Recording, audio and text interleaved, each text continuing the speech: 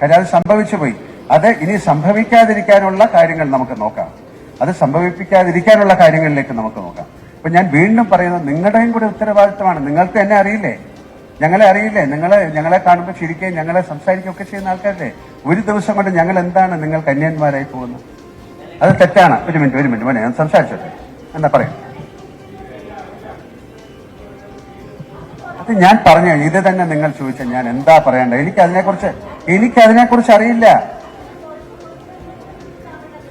തീർച്ചയായിട്ടും അതല്ലേ പറഞ്ഞത്, അതിന് നിയമമുണ്ട്, തീർച്ചയായിട്ടും കൊണ്ടുവരണം. ഞാൻ വിചാരിച്ചാലാണോ നടക്കുന്നത്? അതിന് പോലീസുണ്ട്, ഒരു ഗവൺമെന്റ് മെഷീനറി ഉണ്ട്, കോടതിയുണ്ട്. അത് അവർ ചെയ്തുകൊണ്ടിരിക്കുന്ന ഒരു കാര്യമല്ലേ? അതിനെക്കുറിച്ച് ഞാൻ ഇതിൽ കൂടുതൽ എന്താണ് പറയുന്നത്? എല്ലാവരും കൂടെ പറഞ്ഞാൽ എനിക്ക് കേൾക്കാൻ പറ്റില്ല. അതായത്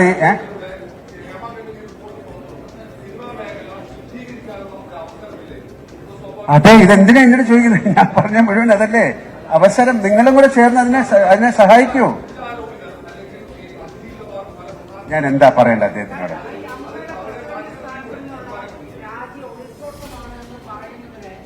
ഞാൻ അതിനെല്ലാം മറുപടി പറഞ്ഞു. ഞാൻ പറഞ്ഞല്ലോ, ഞാൻ ഇതിന് ഒളിച്ചോട്ടമല്ല, എന്റെ കാര്യങ്ങൾ പറഞ്ഞു. ഇതിൽ കൂടുതൽ എനിക്കൊന്നും പറയാനില്ല. ഞാൻ ഏറ്റവും റെസ്പെക്ട്ഫുൾ ആയിട്ടാണ് സംസാരിക്കുന്നത്. എനിക്ക് ഈ ഇവിടെ ഇരിക്കുന്ന എത്രയോ പേരെ എനിക്കറിയാം.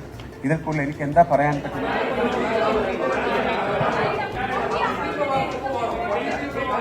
ഞാൻ ആരുടെ മറുപടി പറയണ്ടത്? തീർച്ചയായിട്ടും എന്താ സങ്കടം, എന്താ മനസ്സിലായത്? തീർച്ചയായിട്ടും അങ്ങനെയല്ലേ വേണ്ടത്.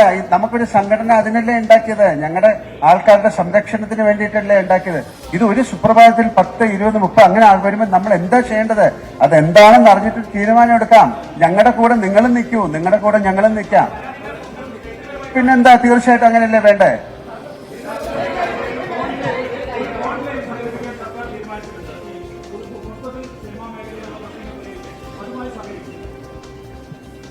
എന്റെ അടുത്ത് ചോദിച്ചാൽ ഞാൻ എന്താ പറയണ്ടേ? അത് നല്ലൊരു കാര്യത്തിനാണെങ്കിൽ തീർച്ചയായിട്ടും നിങ്ങളും സഹകരിക്കോ? അപ്പം ഞങ്ങൾ ഉറപ്പായിട്ട് സഹകരിക്കും. കാര്യം അതല്ലേ, ഒരു ശുദ്ധീകരണത്തിന്, ഒരു നല്ല കാര്യത്തിന് നടക്കുന്ന ഒരു കാര്യത്തിൽ നിങ്ങൾ സഹകരിക്കുമെന്നുള്ള ചോദ്യം അത് പ്രസക്തമല്ല. ആണ്, സഹകരിക്കും. എന്താ വേണം?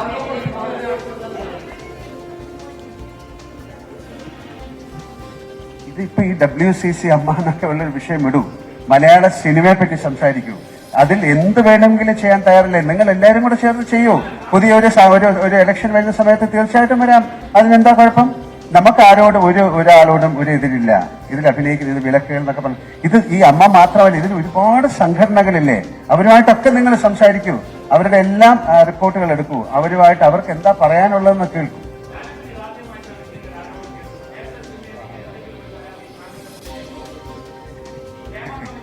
അല്ല, അങ്ങനെ റിപ്പോർട്ടില്ല. നിങ്ങൾ കേട്ടിട്ടുണ്ടോ?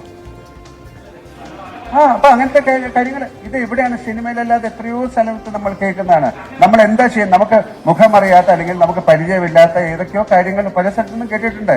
അതിനൊക്കെ നമുക്ക് ഒരാള് അമ്മ എന്ന് പറയുന്ന സംഘടന ഇതിനെല്ലാം പ്രതികരിക്കണം എന്ന് പറഞ്ഞാൽ നമുക്കിത് അറിയാം. ഇതൊരു വലിയൊരു ഇൻഡസ്ട്രി അല്ലേ? ഇത് എന്താ നടന്നിരിക്കുന്നതെന്ന് അറിയില്ലല്ലോ.